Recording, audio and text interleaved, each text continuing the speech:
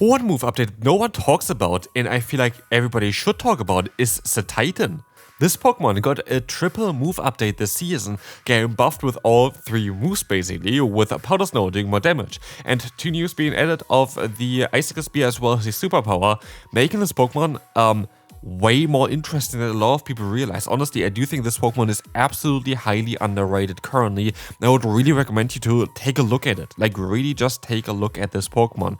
Why? Because, yeah, this thing has solid bulk, which you see here as well, we can easily take 2 hits, but also we have great coverage. Superpower is a great coverage for an Ice-type Pokemon because you're going to be able to hit other Ice-type Pokemon for super effective, as we see as well as Steel-type Pokemon that usually you wouldn't be able to hit.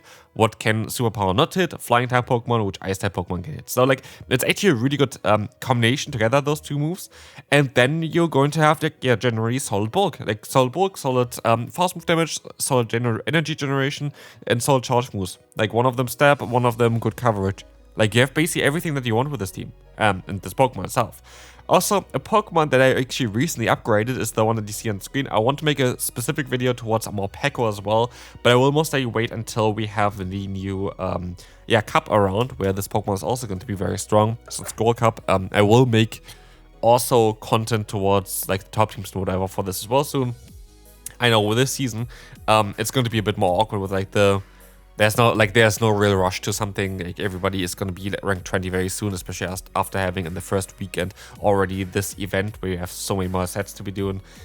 Like, there is no hype towards trying to get up to a certain Edo or whatever, which is fine though. I feel like this is a perfect season to take opportunity to try to adjust in some certain ways, trying to get better in certain ways in PvP, and this is kind of what I like about the season as well. There will be some challenge videos coming up as well, trying to play with absolute spicy stuff, and maybe I want to even make something towards, like, community engagement with it as well, where they can try to ask for certain Pokemon I should try out. Like, if you want to see that, feel free to let me know down below.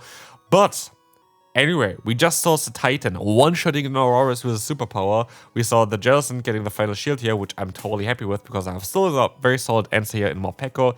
And honestly, Morpeko is one of the Pokemon that got buffed this season without getting buffed. I made a video towards as well. Another one is Pangoro, a Pokemon that I've seen a little bit more often recently as well.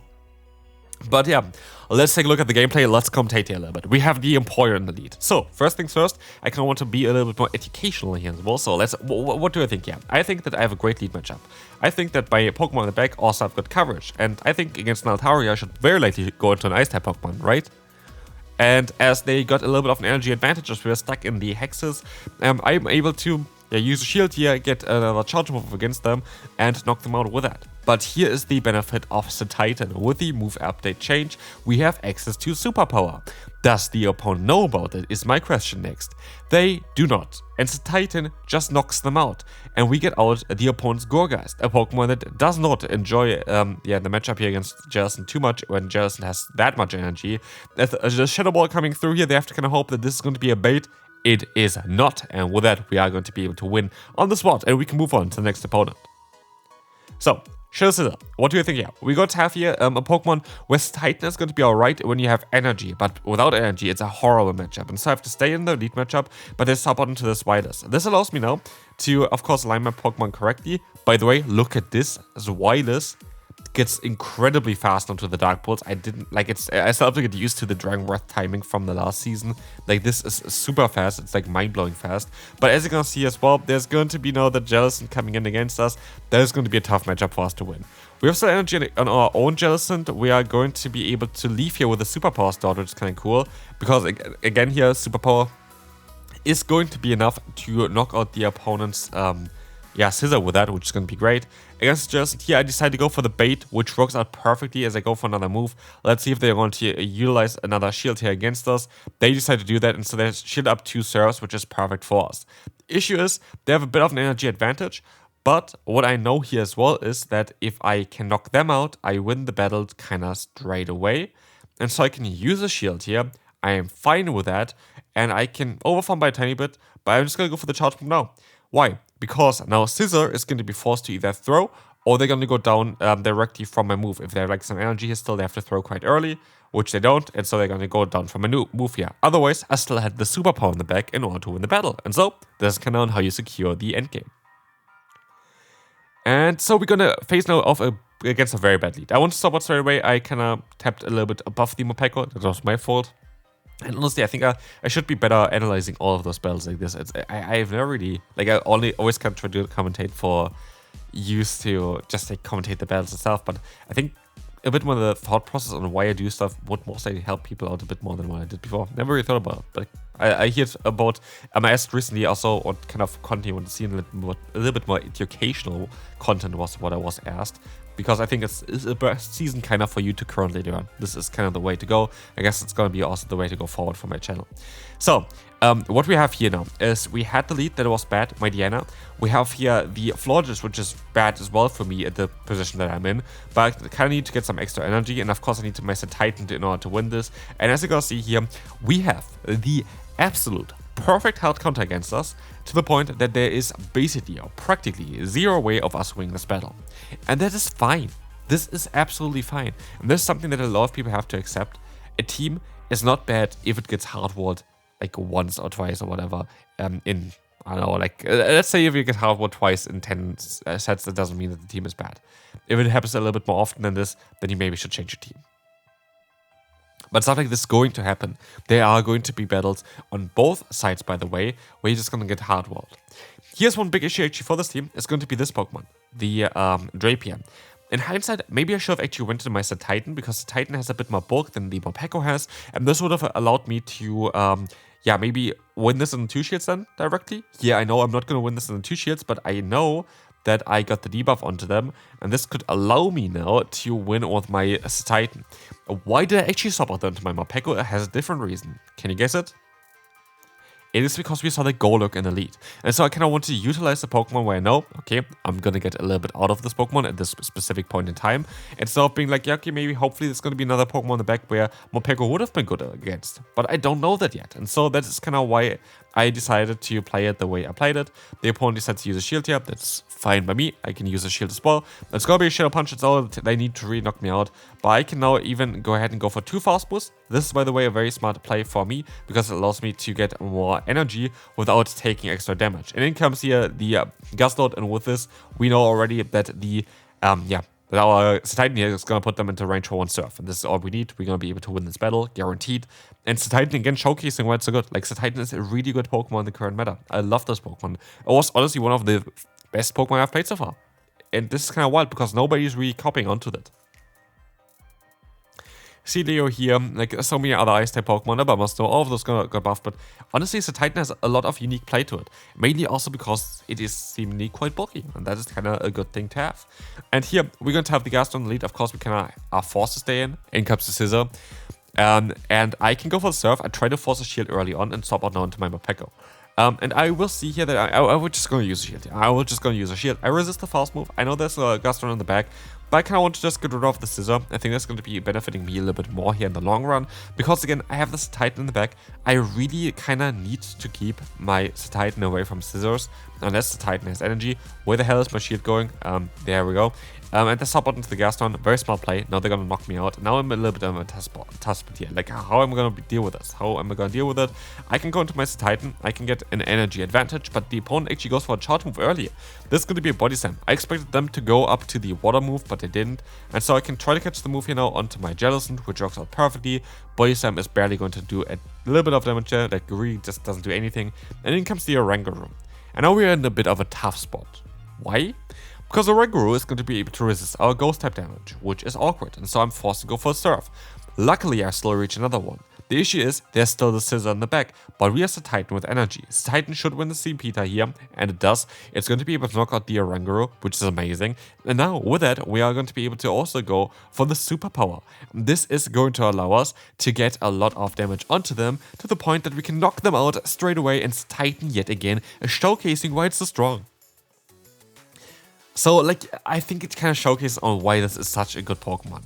So, entering the next battle. Hypno in the lead, of course, a great lead for us. We have still another Pokemon in the back to deal with it, which is going to be our Morpeko. And I decided to stay up here because I don't want to get hit by a Thunder Punch.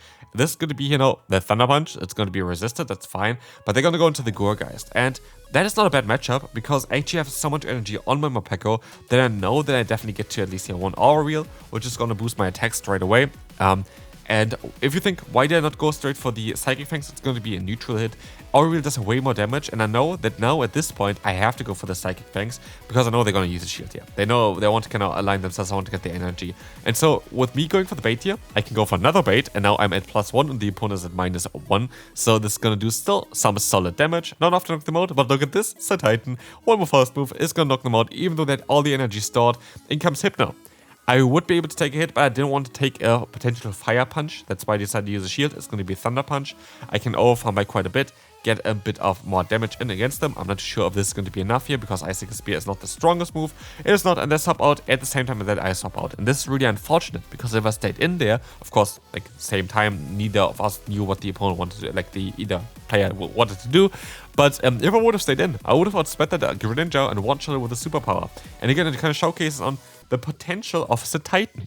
Cetitan is honestly such a fun Pokemon with a lot of potential. And here, Greninja is now going to be in Ice-type range. I don't really need to go for the superpower. I go for the extra fast move because I'm aware that I should be able to...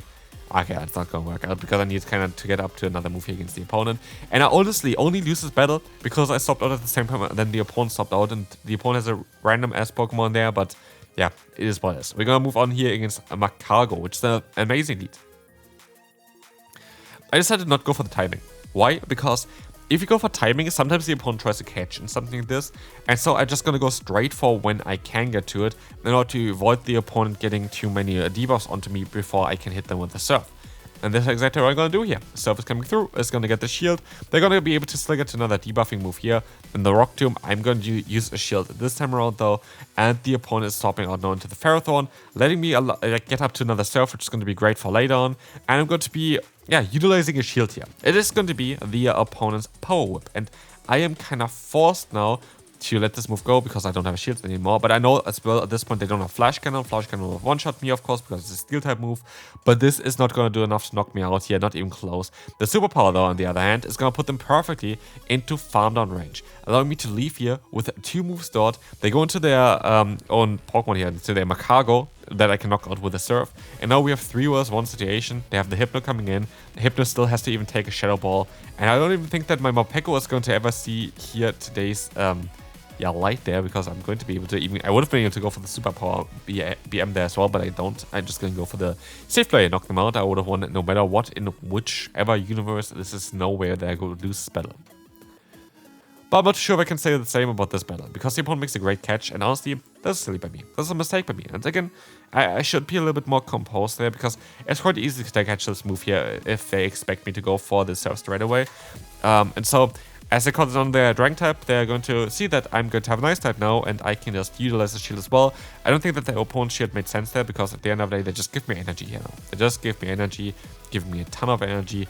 And now with Superpower and the Icicle Spear buffed Icicle Spear, like Icicle Spear got added onto it and got buffed at the same time. So like, it's a strong move. It's going to do some sort of damage against Costa.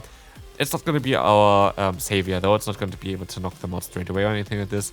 I don't have anything to swap into, so I'm kind of forced to stay in, sadly. And I decided to let the move go, trying to now utilize my Morpeko to win this battle, but they swap out into their Marowak, and because they cut the energy from earlier on, they're actually going to put me now into a farm down range. This is super annoying, because now I know already at this point of time, there's practically 0 chance of me winning this battle. Unless the opponent messes up here, which I doubt they will, there's nothing that I can really do here. And it's all down to me throwing the move in the beginning. This is a winnable battle. This was absolutely a winnable battle. I had actually a very good matchup against the opponent. But because they caught my move, this is all kind of shifting towards a loss to me. And that's something that I can learn from the next battle. What I know, though, as well, is that a Fortress with the moveset of a Volt Switch can be quite scary for this team, because we don't have a real good answer. At least, I have actually a Sword answer in our Morpeko, but the issue with my answer is, it's my Say-Swap, and I can't just swap into this Pokemon, as it's here to protect the other Pokemon, the final Pokemon, which is, of course, our Cetitan. And so, yeah, I kind of need to play around that because, yeah, Cetitan against Fortress. Fortress is gonna laugh at Cetitan. Cetitan doesn't really do damage. Even our other charge move, the superpower, is not gonna do a lot of damage. And so here we are up against the Florges. We should be able to knock them out here, hopefully. With our charge move, it is going to be enough here to get the, oh, not the KO, because they go into the Credilli. Oh well, they are not going to be able to do any damage, and so we can go for the superpower, which does a tiny bit more, and Titan is going to be able to knock them, oh, not out. Actually, does it even do more? I don't think it does do more now, because it got buffed the move. I actually have to check real quick. Basically, why I thought it would do more is because, yeah, it's a super, like, it's just superpower is such a strong move, like, it's such a strong move. But I could say, actually, I can check real quick, that it is not even the better move anymore if both are super effective. Superpower is 85, and we have the Icicle Spear, which is the 70 damage. So it's actually the exact same kinda, because Icicle Spear does, with a stat bonus on top of it, 84, and Superpower does 85. So there is a difference of 1 damage, I think, in total between those moves now, because Icicle Spear got buffed. Didn't really think about it too much prior. But yeah, it is definitely a good thing there. I know that I win this battle here at the end anyway, because I was able to get up to 2 charge moves, so even if they catch, I don't care. I can just knock you out no matter what. And this is going to be it for this video. This team was amazing. This team is highly recommended to run. Cetitan is absolutely strong, like a really, really good meta Pokemon, and I see you then.